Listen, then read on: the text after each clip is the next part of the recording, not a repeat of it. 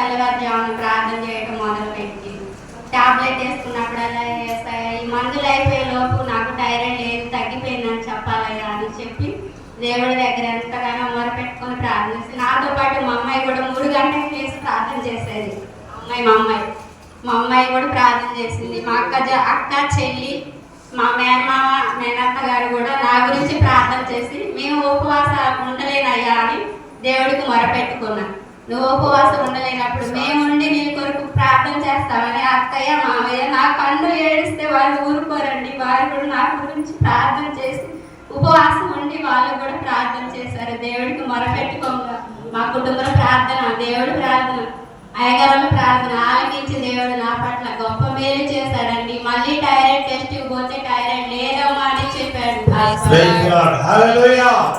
రక్తం తక్కువ ఉందని చెప్పారు. నా గురించి ప్రార్థన చేయండి.